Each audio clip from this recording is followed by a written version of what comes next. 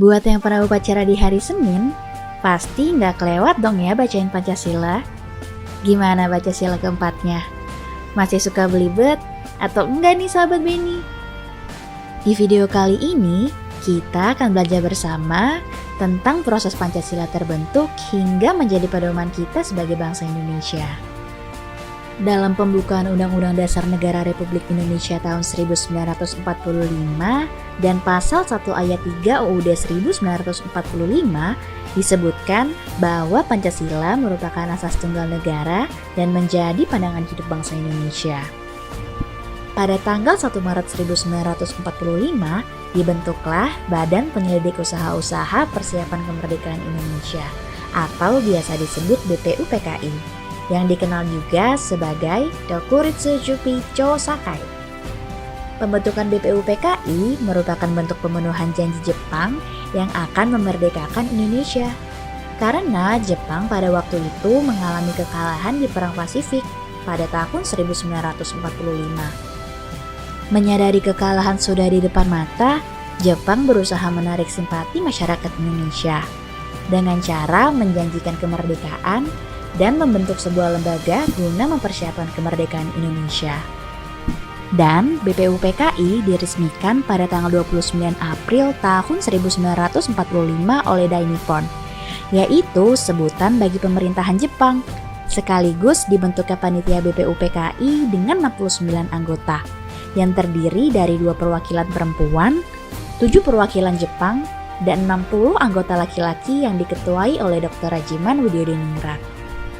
Dalam pelaksanaannya, BPUPKI memiliki tugas antara lain untuk membahas tentang dasar negara, menetapkan undang-undang dasar, membentuk reses selama 1 bulan setelah sidang pertama, membentuk panitia kecil atau panitia 8 untuk menampung saran-saran dari para anggota, dan membantu panitia 9 bersama panitia kecil.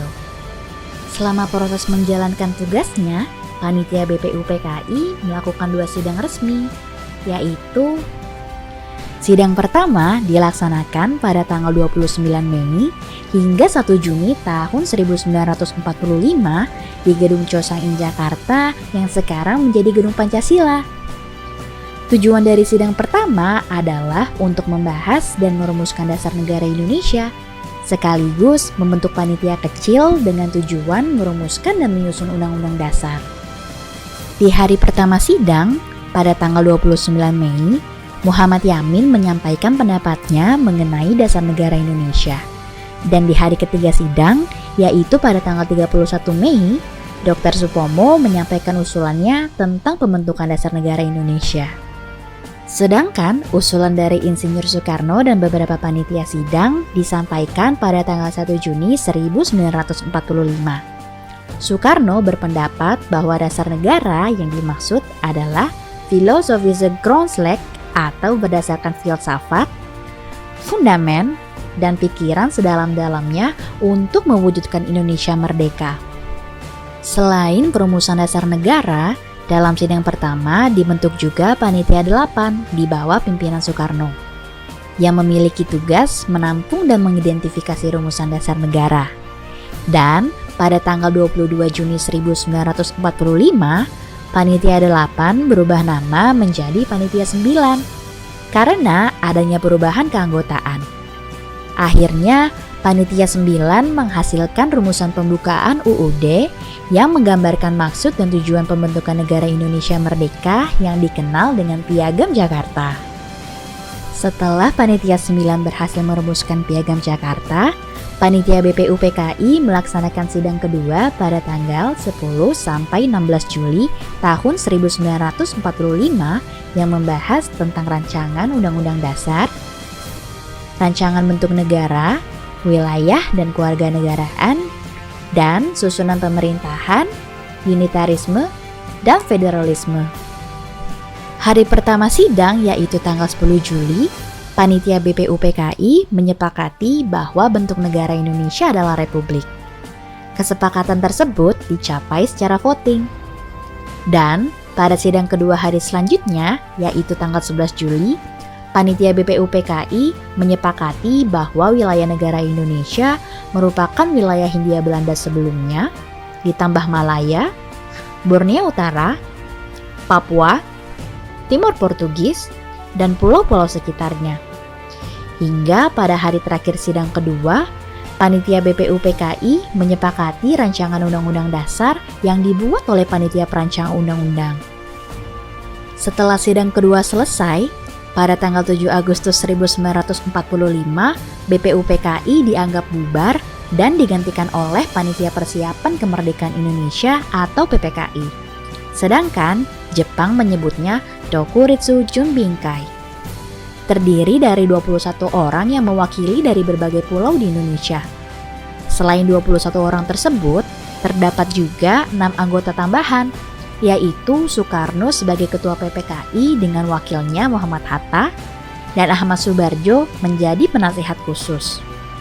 Setelah PPKI terbentuk, Indonesia menyatakan kemerdekaannya pada tanggal 17 Agustus 1945.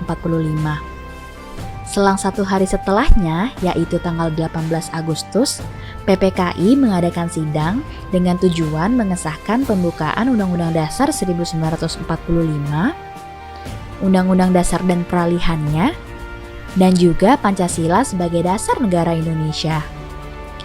Di sidang ini pula ditetapkannya Soekarno sebagai presiden dan Muhammad Hatta sebagai wakil presiden Indonesia yang pertama.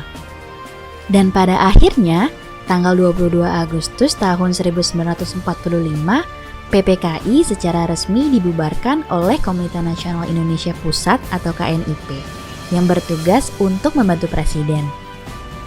Perlu diingat ya sahabat Beni, Pancasila lahir melalui perjalanan dan perjuangan panjang bangsa Indonesia.